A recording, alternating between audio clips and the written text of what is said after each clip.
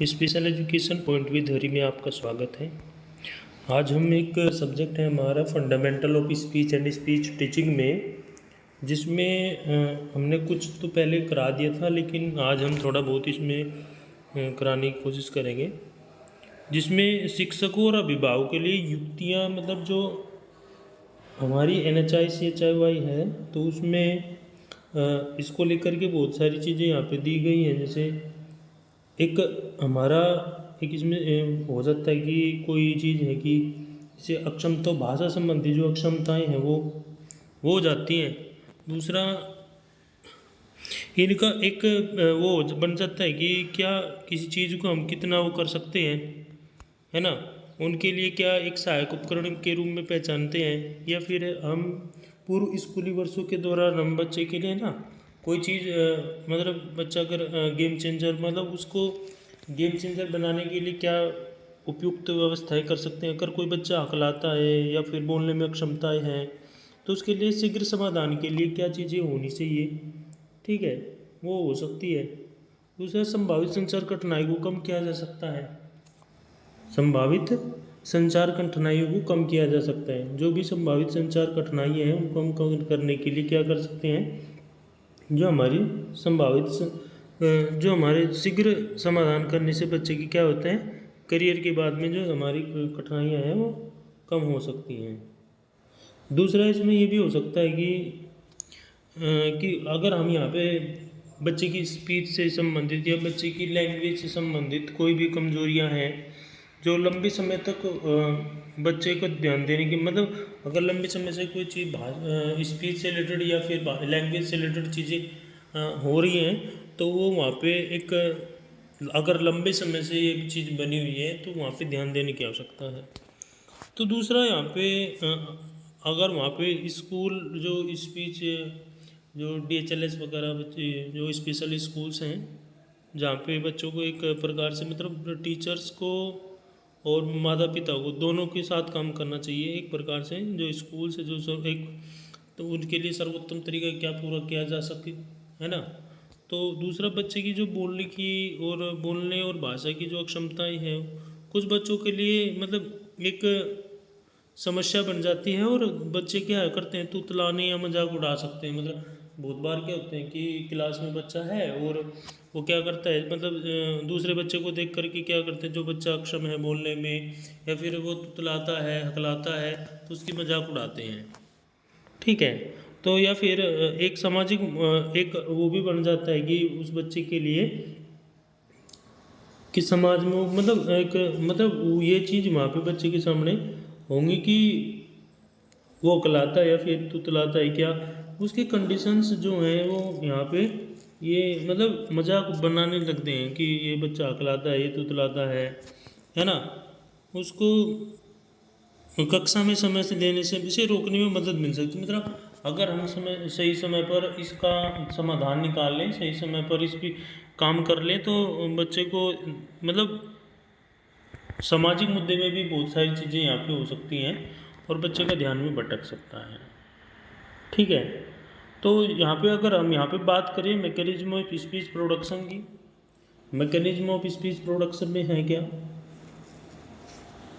देखो mechanism of speech production है क्या, देखो जहाँ पे स्पीच से संबंधित चीज़ें जुड़ी हुई हैं, अगर यहाँ पे हम इंट्रोडक्शन दें तो इसमें दो चीज़ यहाँ पे इन्वॉल्व हो जाएंगी, ठीक है। देखो यहाँ पे माइंड का तो रोल होगा ही, ठीक है, यहाँ पे माइंड का तो रोल होगा ही। जहाँ पे क्या होगा, यहाँ पे जो तंत्रिकाएँ हैं, ठीक है, मस्तिष्क और तंत्रिका तंत्र, मस्तिष्क और तंत्रिका तंत्र द्वारा क्या है, श्रवण संबंधी जो धारणाएं हैं वो व्याप्त हो सकती हैं, सूचना प्रसरण शामिल हो सकता है। क्योंकि माइंड को और जो तंत्रिका तंत्र है उसको हम इन्वॉल्व करके चीज़ों को, मतलब जो शब्द हैं, जो ध्वनियाँ हैं, वो एक जटिल प्रक्रिया में आ जाती है। अगर बच्चा इस प्रकार की चीज़ों से जूझ रहा है तो जो संबंधित उसकी जानकारियाँ हैं या उसको हम यहाँ पे ध्वन्यात्मक और ध्वन्यात्मक अध्ययन के तौर पर जान सकते हैं। वाक उत्पादन या हम फिर कह सकते हैं कि जो स्पीच प्रोडक्शन है वो वर्तमान समझ के लिए महत्वपूर्ण है। किसके लिए? वर्तमान समझ के लिए महत्वपूर्ण है। वाक ध्वनियाँ कैसे उत्पन्न और अनुभव की जा सकती हैं? क्या एक पैटर्न होगा? उसकी समस्याएं क्या हैं? और दूसरा यहाँ पे एक जो वाक उत्पादन है, स्पीच प्रोडक्शन है, वो एक प्रोसेस है और एक सभी जटिल कार्यों का इसका हिस्सा है। दूसरा यहाँ पे स्पष्ट और कुशल संचार के लिए आवश्यक है। ठीक है, स्पष्ट और कुशल संचार के लिए आवश्यक है, क्योंकि स्पीच प्रोडक्शन को एक माना गया है कि ये एक प्रकार से क्या है, किसके लिए यहाँ पे दिया गया है कि इसको हम वाक्य जो है वो जटिल प्रक्रिया है और कुछ जिसमें कुशल संचार के लिए आवश्यक है। वाक उत्पादन बच्चे को उनकी ज़रूरतों को पूरा, ठीक है, अब एक बच्चा है स्पीच नहीं कर पा रहा है तो वो अपनी ज़रूरतों को किस प्रकार से बता पाएगा, वो भी समस्या उनके सामने हो जाती हैं। लेकिन अगर ये वाक उत्पादन ठीक तरीके से कर पा रहा है, स्पीच प्रोडक्शन सही तरीके से हो पा रहा है, तो वो बच्चा अपनी ज़रूरतों को, अपनी आवश्यकताओं को बताने में के लिए सक्षम होता है। ठीक है, इच्छाओं को और संप्रेषित करने में मदद करता है। ठीक है, जो उसकी इच्छाएँ हैं उनको संप्रेषित करने में मदद करता है और एक शैक्षणिक सफलता की नींव को रखता है। ठीक है, क्या करता है, एक शैक्षणिक सफलता की नींव को वो रखेगा। दूसरा यहाँ पे अगर सभी उम्र के लोगों को दूसरे समझने हो या फिर बात करें कि एक प्रकार से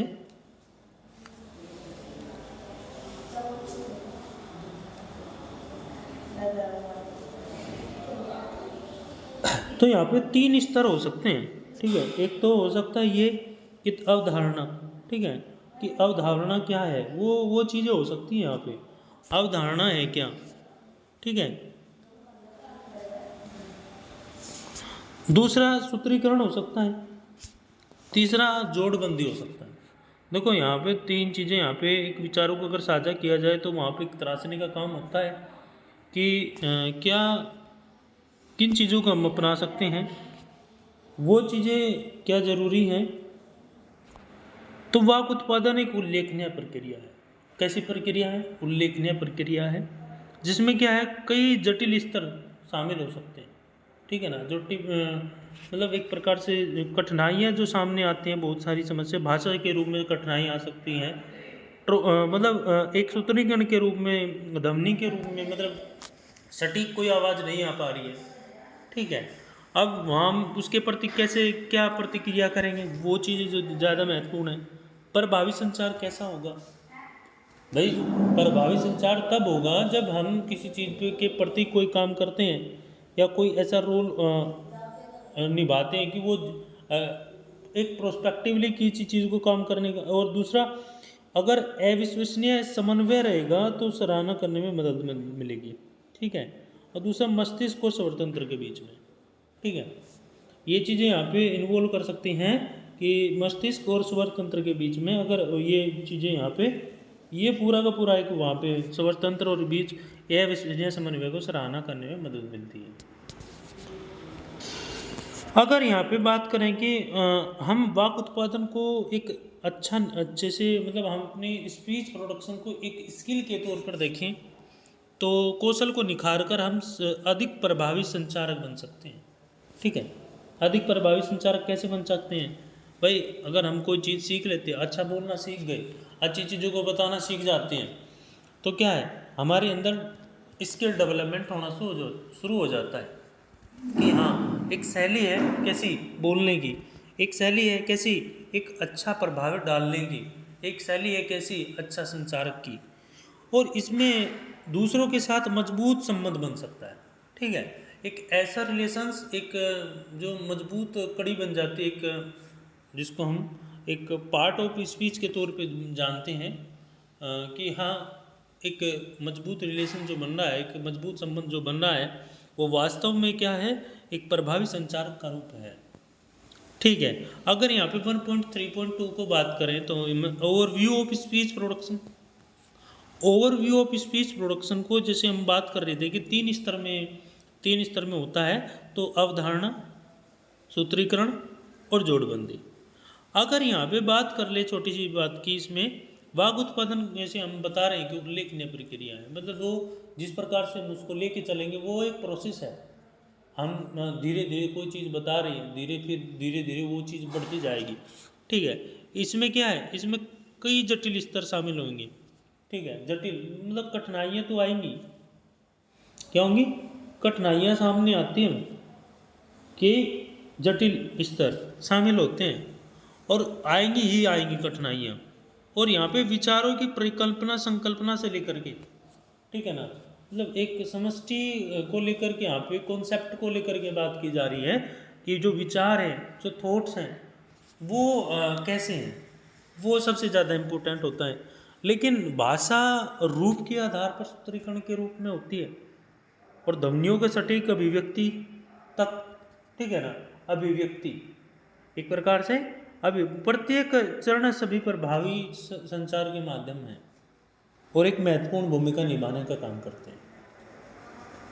तो इन स्तर को समझने के लिए मानव को वाक्य की आवश्यकता पड़ती है, मतलब स्पीच की जरूरत पड़ती है। मतलब हम कोई चीज़ बताना चाह रहे हैं, किसी चीज़ को हम एक प्रकट करना चाहते हैं, बोल करके बताना चाह रहे हैं, तो वो एक किसके लिए जरूरी है, वो एक स्पीच यानी मानव वाक्य जरूरी है। तो यहाँ पे जटिलताएं तो आएंगी, तो मस्तिष्क और स्वरतंत्र के बीच में इसने समन्वय भी सराहना करने में मदद मिलेगी। लेकिन जैसे जैसे अवधारणाएं स्पष्ट होंगी, सबसे पहला पॉइंट इन्होंने दिया कि अवधारणा, तो यहाँ पे अगर हम देख लेते हैं अवधारणा, ठीक है, हमारा क्या कॉन्सेप्ट है, अवधारणा क्या है। संकल्पना एक प्रकार से क्या है, उत्पादन का पहला स्तर है।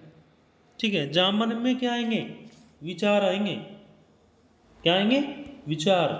देखो जहाँ पे मन में विचार और विचारों का जन्म होगा। देखो सीधी सी बात है, एक विचार, दो विचार, तीन विचार, चार विचार, एक विचार के बाद दूसरा विचार, दूसरे विचार के बाद तीसरा विचार, तो वो एक फुली कॉन्सेप्ट बन जाता है कि विचार के बाद विचार आ रहा है। और इस स्तर पर क्या होगा, व्यक्ति संदेश की पहचान करता है। क्या करता है, अब हमारे सामने दो विचार आते हैं, दो थॉट्स आ गए, कितने, दो अगर थॉट्स आते हैं तो एक थॉट्स क्या करता है, वो संदेश जो मैसेज हम दे रहे हैं वो अपने आप में अलग होता है, वो उस तक जो पहुंच रहा है, ठीक है, वो क्या है, एक संदेश के रूप में व्यक्ति तक क्या पहुंच रहा है, संदेश। दूसरी चीज़ यहाँ पे एक हो जाएगी जिसे बताना चाहता है। ठीक है, हम कोई चीज़ अपनी कहना चाह रहे हैं और हमने एक लाइन में किसी चीज़ को कहा लेकिन वो हमारी कंप्लीट नहीं हुई, अब हम उसको क्या है, हम उसको दूसरी लाइन से बोलना या फिर दूसरी तरीके से उसको बताने की कोशिश करेंगे, लेकिन हम फिर भी उसको नहीं सही तरीके से, लेकिन हाँ कुछ ना कुछ वो बताना चाह रहा है सामने वाला। ठीक है, तो इसमें मुख्य बिंदु जो होते हैं उन पर निर्णय होता है। ठीक है, जिसमें जानकारी को एक अच्छे तरीके से, सुसंगत तरीके से एक व्यवस्थित करना होता है। क्या करना होता है, व्यवस्थित। हम कोई चीज़ है कि मतलब एक बच्चा है, दो बच्चे बात कर रहे हैं, एक बच्चा उसकी बात समझ नहीं पा रहा है, एक लाइन में वो समझ नहीं पा, फिर वो उसको दोबारा रिपीट करेगा। ठीक है, तो ये प्रक्रिया अत्यधिक संज्ञानात्मक, कैसी, कॉग्निटिव है। ये प्रक्रिया कैसी है, कॉग्निटिव है, मतलब एक मैसेज जो जाएंगे वो जहाँ पे प्रोसेस है, एक कैसी प्रक्रिया अत्यधिक क्या है, संज्ञानात्मक है। और इसमें क्या, जो संबंधित ज्ञान है, याद है और भावनाएं हैं तक पहुंच रखती हैं। ठीक है, हम आइडेंटिटी के रूप में भी इसको आगे लेके जा सकते हैं और एक नॉलेज के रूप में इसको याद रख सकते हैं, क्योंकि ये एक संज्ञानात्मक प्रोसेस है, कि कॉग्निटिव प्रोसेस है। और अवधारणा के दौरान मस्तिष्क के भाषा केंद्र, ठीक है, जो वार्निक क्षेत्र है, जो फिर हम अगर कहते हैं कि भूमिका, क्योंकि माइंड की सबसे ज़्यादा भूमिका होती है भाई, मैसेज को ट्रांसफ़र करना, चीज़ों को व्यवस्थित करना, समझना, तो एक माइंड का सबसे ज़्यादा रोल होता है। जो हमारा क्षेत्र है, जो हमारे एक प्रकार से वार्निक क्षेत्र है, जो भाषाई जानकारियाँ हैं उनको समझने, उन तक दूसरे तक पहुँचाने के लिए जिम्मेदार अगर माना जाए तो मस्तिष्क सबसे ज़्यादा जिम्मेदार होता है। और तंत्रिका तंत्र और मस्तिष्क दोनों चीज़ें यहाँ पे इन्वॉल्व होकर चलती हैं। और प्रस्तुति अगर हम एक उदाहरण के तौर पर देखें, कोई प्रेजेंटेशन दे रहे हैं, कोई एक्सप्लेनेशन दे रहे हैं, तो तैयारी करते समय या अवधारणा को चरण देते समय एक सामग्री को तार्किक रूप से दे सकते हैं और वहाँ पे संरचित करने का काम कर सकते हैं। छोटी सी चीज़ है, मुख्य विचार की पहचान करना है, ठीक है, इसकी एक मेन थॉट्स, ठीक है, एक मेन जो कंटेंट सामने आता है उसकी पहचान करनी है। और जो वोक के स्वर है, स्वर और व्यंजन दोनों चीज़ें यहाँ पे आ जाती हैं। स्वर के उद्देश्य क्या है, उनके निर्धारित करने का काम करना है, उनको शामिल करने का काम है। देखो छोटी छोटी चीज़ें हैं, जैसे हम अवधारणा के बारे में जान लेंगे तो क्योंकि यहाँ पे दो चीज़ को इन्वॉल्व कर दिया गया, एक तो किसको, एक तो कर दिया गया कि जो भाषाई जानकारियाँ हैं, देखो यहाँ पे ये चीज़ें इन्वॉल्व हो जाती हैं, ठीक है, जबकि वर्णिक का क्षेत्र भाषाई जानकारी को समझने और उस तक पहुँचने के लिए जिम्मेदार है, ठीक है, ये चीज़ें यहाँ पे इन्वॉल्व हो सकती हैं। अब दूसरा जो पॉइंट है सूत्रीकरण, ठीक है, ये भी एक संकल्पना का अनुसरण करता है, ये भी एक प्रोसेस को हाईलाइट करता है। ये जो अमूर्त विचार होते हैं हमारे, है ना, अमूर्त विचारों और उनके विचारों को क्या करना, एक भाषा के रूप में बदलना काम करता है, इसके रूप में एक भाषा के रूप में बदलने का काम करता है।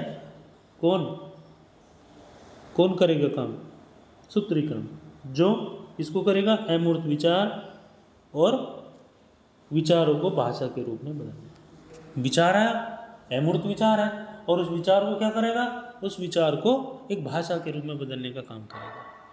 और इस चरण में क्या है, इसमें मस्तिष्क जो है इच्छित संदेश को क्या करता है, व्याकरणिक करके क्या कर, एक व्याकरण का रूप देगा, और व्याकरण का रूप क्या करेगा, एक वाक्यों के रूप में, वाक्यांश के रूप में बदलने का काम करता है। किसमें, भाई विचार है, अमूर्त विचार है, वो विचार में परिवर्तित हुआ। अब विचार में जैसे परिवर्तित हो तो माइंड क्या करेगा, मस्तिष्क क्या करेगा, मस्तिष्क जो भी मैसेज होगा उस मैसेज को एक वाक्य के रूप में, एक शब्दों के रूप में उसको परिवर्तित करने का काम करेगा। उपयुक्त शब्दों का चयन करना, जो भी उपयुक्त शब्द हैं वहाँ पे चयनित होना शुरू हो जाते हैं, उपयुक्त शब्द को हम चयन कर सकते हैं और उनके लिए एक अनुक्रम के रूप में व्यवस्थित कर सकते हैं, क्योंकि व्याकरण जो है वाक्य विन्यास के रूप में लागू करना आवश्यक है, ठीक है, क्योंकि यहाँ पे मस्तिष्क क्या है, मेंटल कोर्टेक्स, मैटर कोर्टेक्स और भाषा उत्पादन के लिए जो लैंग्वेज प्रोडक्शन, ठीक है, यहाँ पे दोनों चीज़ हो जाएंगी, लैंग्वेज प्रोडक्शन भी हो जाएगा और दूसरा माइंड को कोर्टेक्स के रूप में तैयार हो जाएगा। और यहाँ पे जो क्षेत्र है, जो आवश्यक मोटर आंदोलन से या स्किल्स हैं, वो भी आपके सामने एक प्लानिंग के तहत और मिलकर के काम करती हैं। देखो भाषा को हम एक आधार देने का जो काम करते हैं, एक रूप देने का जो काम करते हैं, वो शब्दों के रूप में देने का काम करते हैं, विचारों के रूप में देने का काम करते हैं। हमारे मन में विचार आता है, हमारे मन में चीज़ें व्यवस्थित होती हैं, तो ये चीज़ें हमारी सामने होती हैं। व्यक्ति को चुनौती का सामना भी करना पड़ जा सकता है, क्योंकि देखो चुनौतियाँ सामने होंगी, बहुत सारी चुनौतियाँ सामने आती हैं, तब उनको उनका सामना भी करना पड़ सकता है। जैसे हम कोई शब्द हैं, शब्द हम नहीं बोल पा रहे हैं, किसी चीज़ को सर्च कर रहे हैं, वो सर्च करने में हमें कठिनाई आ रही है, या फिर हम किसी शब्द को बोलने में या व्याकरण से संबंधित त्रुटियां कर रहे हैं, वो भी सामने आ रही हैं। क्योंकि जैसे जैसे हम धीरे धीरे उस चीज़ में आगे बढ़ते हैं, हम खोज में आगे बढ़ते हैं, शब्दों के उच्चारण में आगे बढ़ते हैं, ठीक है। हालांकि सीधी सी बात है यहाँ पे कि अभ्यास और भाषा और अनुभव, किसमें, अभ्यास, भाषा और अनुभव, यहाँ पे अभ्यास, भाषा और अनुभव, इसमें अभ्यास, भाषा और अनुभव, इन कठिनाइयों को कम किया जा सकता है। जैसे रेगुलरली कोई हम अभ्यास कर रहे हैं, प्रैक्टिस कर रहे हैं और लैंग्वेज को यूज कर रहे हैं, फिर अपने एक्सपीरियंस के तौर पे कर रहे हैं, तो उन कठिनाइयों को हम कम कर सकते हैं। जो शब्द है, हमने बोला कि आज एक वर्ड बोल दिया, कोई जो डिफ़िकल्ट वर्ड है, उस डिफ़िकल्ट वर्ड को बोल दिया और उसको बोलने के बाद फिर हमने 10 दिन कुछ बोला ही नहीं। अगर वो रेगुलरली हम बोल रहे हैं तो वो